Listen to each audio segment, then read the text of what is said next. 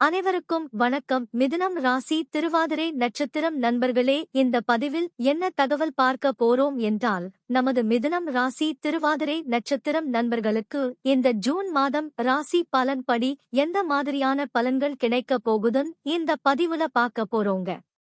நீங்கள் நமது சேனலுக்கு இதுதான் முதல் தடவை வந்து இருக்கீர்கள் என்றால் நமது சேனலை மறக்காம சப்ஸ்கிரைப் பண்ணிக்கோங்க மற்றும் பக்கத்துல இருக்கிற பெல் பட்டன் பிரஸ் பண்ணிக்கோங்க. அப்போதான் நமது மிதுனம் ராசி திருவாதிரை நட்சத்திரம் பத்தி எந்த பதிவு போட்டோம் என்றாலும் நோட்டிபிகேஷன் வழியாக உங்களுக்கு தகவல் தெரியப்படுத்த முடியும். மிதுனம் ராசி காலபுருஷ தத்துவப்படி மூன்றாவது ராசி ஆகும் மற்றும் உபய ராசிகளில் ஒரு ராசி மிதுனம் ராசி. காற்று தத்துவ ராசி நமது மிதுனம் ராசி.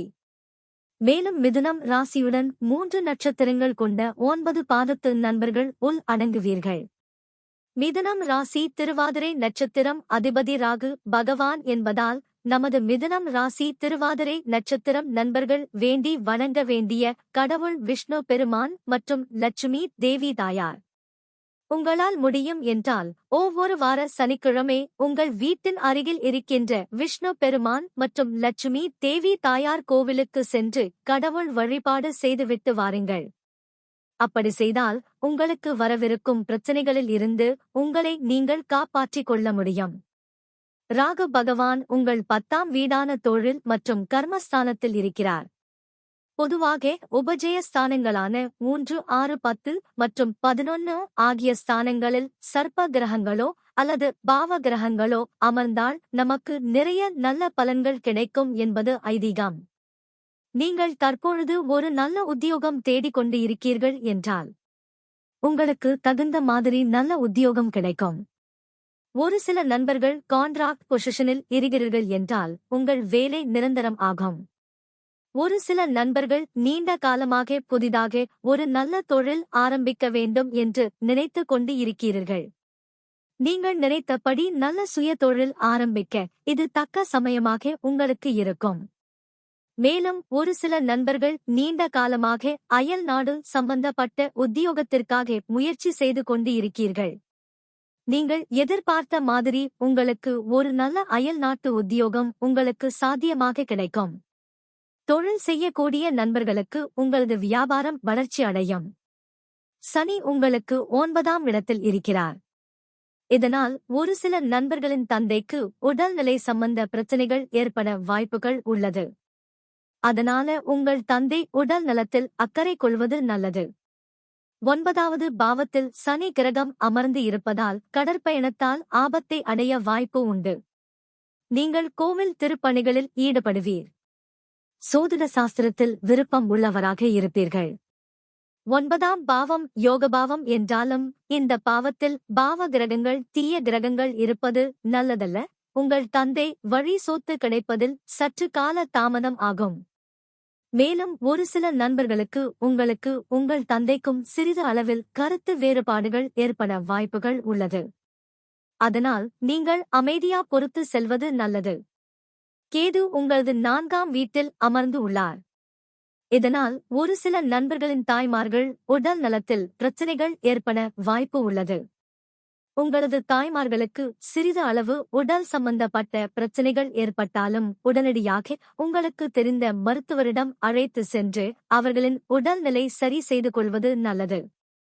இல்லை என்றால் உங்கள் தாய்மார்களுக்கு தேவை அற்ற மருத்துவ செலவுகள் ஏற்பட வாய்ப்புகள் உள்ளது. ஒரு சில நண்பர்கள் நீண்ட காலமாக உங்கள் தகுதிக்கு தகுந்த மாதிரி புதிய வாகனம் அல்லது புதிதாக சொத்து வாங்க நினைத்து உள்ளீர்கள். நீங்கள் நினைத்தபடி புதிதாக வாகனம் வாங்கவோ அல்லது சொத்து வாங்கவோ வாய்ப்பு உள்ளது. இரவு நேரங்களில் பிரயாணம் செய்யும் பொழுது எச்சரிக்கையுடன் இருப்பது நல்லது. இல்லை என்றால் தேவையற்ற விபத்துகள் ஏற்பட வாய்ப்பு உள்ளது. தற்பொழுது குரு உங்களது 12ஆம் வீட்டில் அமர்ந்து உள்ளார்.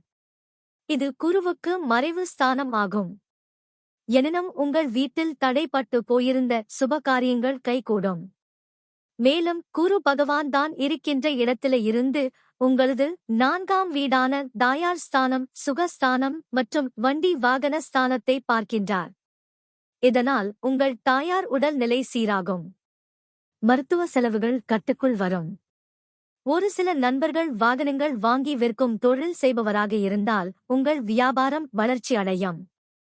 புதிதாக வீடு கட்டுமான பணி ஆரம்பிப்பீர்கள். குரு பகவான் தான் இருக்கும் இடத்தில இருந்து உங்களது 6ஆம் வீடான ருணரோக சத்துரு ஸ்தானத்தை பார்க்கிறார்.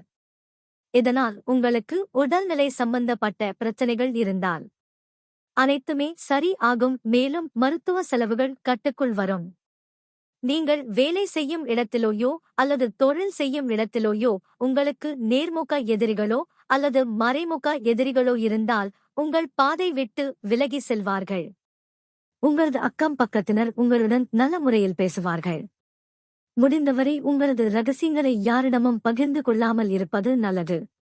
வேலை செய்யும் இடத்தில உங்களது உயர் அதிகாரி பற்றி யாரிடம் தவறாக பேசாமல் இருந்தால் உங்களுக்கு பதவி உயர்வு மற்றும் ஊதிய உயர்வு கிடைக்கும். செய்யும் வேலை நிரந்தரம் ஆகும். வேலை இல்லாதவர்களுக்கு புதிதாக நல்ல வேலை கிடைக்கும். குரு பகவான் தான் இருக்கின்ற இடத்தில இருந்து உங்களது 8ஆம் வீட்டை பார்க்கிறார். இதன் காரணமாக வசூல் ஆகாத கடன் தொகை வசூல் ஆகும். சொத்து சம்பந்தமான பிரச்சனைகளில் இருந்து நல்ல தீர்வு கிடைக்கும். கணவன் மனைவி விவாகரத்து செய்யாமல் மறுபடியும் சேர்ந்து வாழ வாய்ப்புகள் உண்டாகும். 8ஆம் வீடு உங்களது உடல் நலத்தையும் குறிக்கும் என்பதால் உங்களது உடல் நலத்தில் அக்கறை கொள்வது நல்லது. இல்லை என்றால் தேவை அற்ற மருத்துவ செலவுகள் உண்டாகும். மற்றும் 8ஆம் வீடு என்பது தேவையற்ற வம்பு வழக்குகளையும் குறிக்கும். உங்களால் முடிந்தவரை மற்றவர்கள் விஷயத்தில் தலையிடாமல் இருப்பது நல்லது. இல்லை என்றால் தேவை அற்ற வம்பு வழக்குகள் வந்து சேரும். தற்சமயம் சுக்கிரன் உங்கள் 12ஆம் வீட்டில் குருவுடன் இணைந்து உள்ளார். நீங்கள் ஆண்களாக இருந்தால் பெண்களிடம் இருந்து மற்றும் நீங்கள் பெண்களாக இருந்தால் ஆண்களிடமிருந்து விலகி இருப்பது நல்லது. மேலும் சூரியன் உங்களது 12ஆம் வீட்டில் குருவுடன் இணைந்து உள்ளார். இதன் காரணமாக ஒரு சில நண்பர்களுக்கு உங்களுக்கும் உங்களின் தந்தைக்கும் சிறிது அளவில் கருத்து வேறுபாடுகள் ஏற்பட வாய்ப்புகள் உள்ளது. ஒரு சில நண்பர்கள் அரசாங்க உத்தியோகத்திற்கு முயற்சி செய்பவர்களாக இருப்பீர்கள். உங்களுக்கு தகுந்த மாதிரி நல்ல அரசாங்க உத்தியோகம் கிடைக்க வாய்ப்புகள் உள்ளது. நீங்கள் ஏற்கனவே அரசாங்க உத்தியோகத்தில் இருந்தால் உங்களுக்கு பதவி உயர்வு மற்றும் ஊதிய உயர்வு கிடைக்க வாய்ப்புகள் உள்ளது. தற்சமயம் உங்களது ராசி நாதனான புதன் பகவான் உங்களது 12ஆம் வீட்டில் குருவுடன் இணைந்து உள்ளார். இதன் காரணமாக நீங்கள் பேச்சு துறையில் இருந்தால் உங்களது தொழில் வளர்ச்சி அதிகரிக்கும். மேலும் செவ்வாய் கிரகம் உங்களது 11ஆம் வீட்டில் இருக்கின்றார்.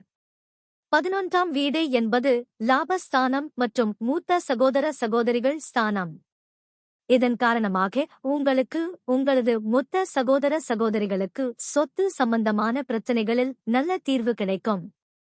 மேலும் மிதுனம் ராசி திருவாதிரை நட்சத்திரம் பற்றி நாம் கூறிய கோச்சார ரீதியான பொது பலன்கள் உங்களுக்கு பிடித்து இருந்தால் நமது சேனலை மறக்காம சப்ஸ்கிரைப் பண்ணிக்கோங்க. இந்த பதிவை பார்த்தமைக்கு மிக்க நன்றி. வணக்கம்.